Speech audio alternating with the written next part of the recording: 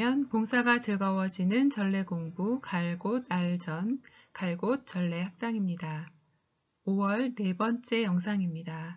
이번 영상에서는 교재 28번 성체 분배는 어떤 사람이 할 수 있는지 그리고 여자는 할 수 없는지 먼저 알아보겠습니다.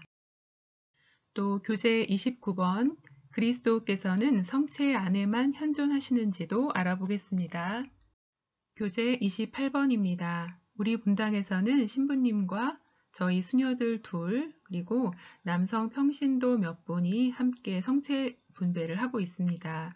성체 분배를 할 수 있는 사람에 관해서 이번 영상에서 정리해 보도록 하겠습니다.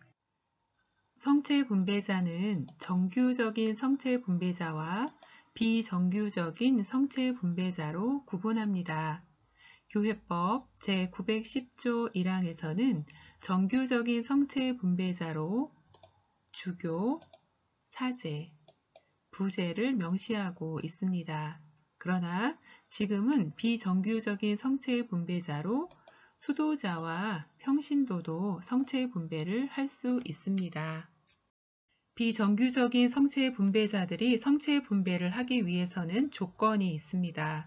즉, 소정의 교육을 받고 소속 교구장으로부터 임명을 받은 봉사자여야만 합니다. 사진에서 보는 것처럼 수도자들과 평신도가 성체분배 교육을 받고 수료증을 받으면서 성체분배권을 수여받는 장면을 볼 수 있습니다. 이처럼 각 교구에서는 성체분배 교육을 하고 있습니다. 그런데 이들에게는 비정규 성체분배자라는 명칭이 붙어 있는데요. 이유는 이들의 성체분배권이 보조적이고 예외적이기 때문입니다. 성체 신비 공경에 관한 훈령, 성체의 신비 제31항에는 사제와 부제는 영성체를 청하는 교우들에게 성체를 분배해야 하는 의무가 있다고 명시하고 있습니다. 그러나 사제와 부제만으로 성체 분배를 하기 곤란한 경우와 미사 중에 신자가 많을 경우 등 이러한 여러 가지 사목적인 필요에 따라서 비정규적인 성체 분배자들을 활용할 수 있습니다. 그러나 이를 습관적으로 하는 것은 피해야 합니다. 한국천주교 주교회의에서 정한 성체 분배권을 받을 수 있는 순위는 다음과 같습니다. 첫째, 시종직이나 독서직을 받은 사람들, 둘째는 수사나 수녀, 셋째는 40세 이상의 남녀 평신도입니다. 여기에서 알 수 있는 것처럼 남자 평신도뿐만 아니라 여자 평신도도 성체 분배를 할 수 있습니다. 다만 한국에서는 여성들이 공적인 자리를 꺼려하는 독특한 사회적인 분위기 때문에 아직도 여전히 여성 성체 분배자를 찾아보기 어려울 뿐입니다. 그러고 보니 우리 갈고동에도 여성 평신도 성체 분배자가 성체 분배하는 모습을 아직 한 번도 보지 못했습니다. 그리고 교우분들은 성체를 영할 때 성체 분배자를 가려서 줄을 서는 것은 삼가야 하겠습니다. 주교님이나 신부님, 부제님들 이외에 비정규 성체 분배자의 권한에 관해서 한국천주교 주교회의 1998년 춘계 정기 총회에서 제정된 몇 가지 중요한 규정이 있습니다. 첫째는 미사 중에만 사제를 도와서 성체 분배를 할 수 있습니다.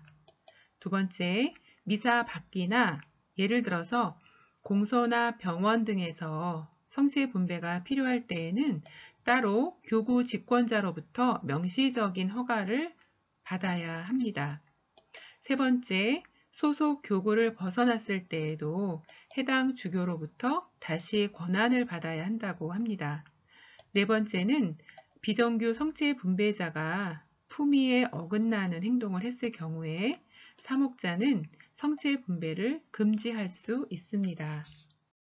동영상을 만들면서 평신도 성체 분배자의 모습을 넣기 위해서 인터넷에서 검색을 해 보았는데요.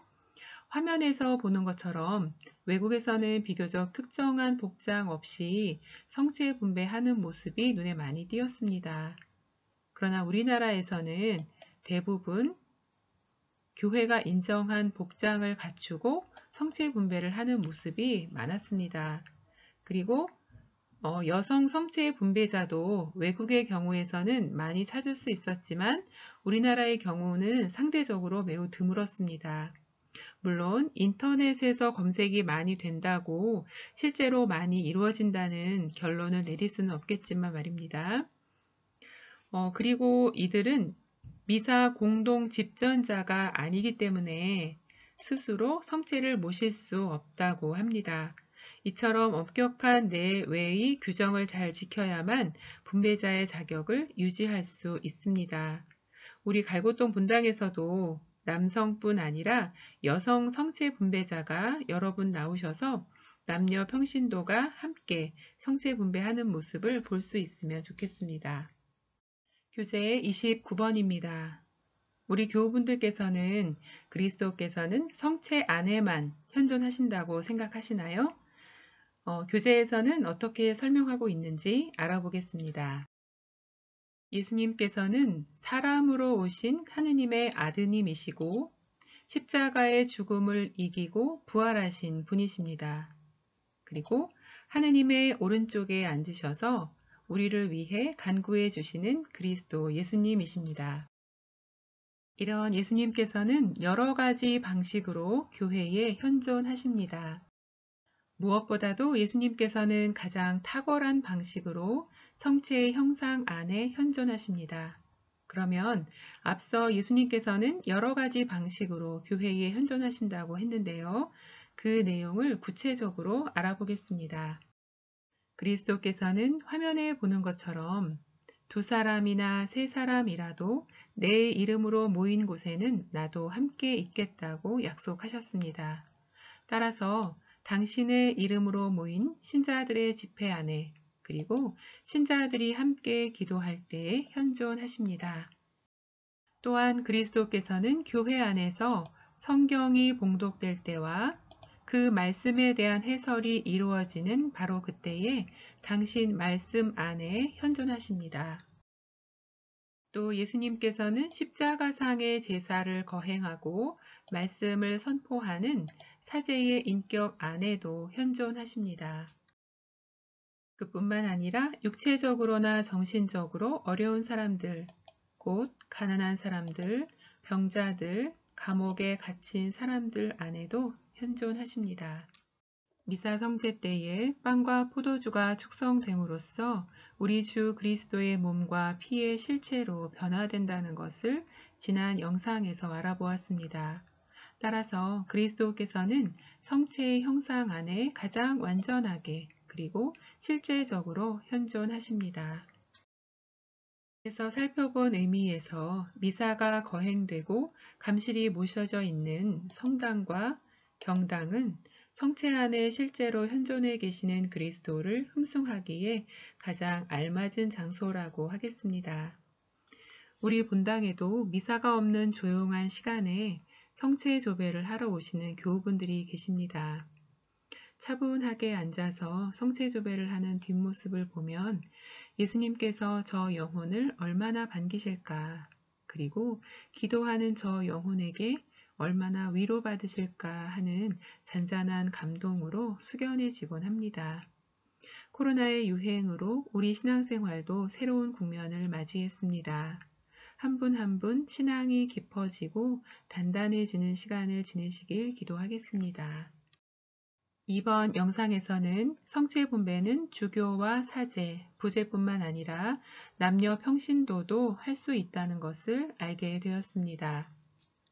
또 그리스도께서는 가장 탁월한 방식으로 성체 안에 현존하실 뿐만 아니라 다양한 방식으로 이 세상에 현존하신다는 것도 알게 되었습니다.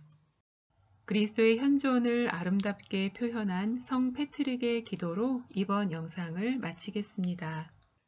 그리스도께서는 나와 함께 계시고 내 안에 계시며 그리스도께서는 내 뒤에 계시고 내 앞에 계시며 그리스도께서는 내 옆에 계시고 나를 사로잡으시며 그리스도께서는 나를 위로하시고 회복시키시며 그리스도께서는 내 아래에 계시고 내 위에 계시며 그리스도께서는 고요함 중에 계시고 위험 중에 계시며 그리스도께서는 나를 사랑하는 모든 이의 마음 안에 계시며 그리스도께서는 친구와 낯선 이의 입에 계시옵소서. 성모님의 전고하심으로 코로나 바이러스로 고생하는 모든 곳에서 그리스도의 현존을 만날 수 있는 은총을 청합니다. 저는 다음 영상에서 뵙겠습니다.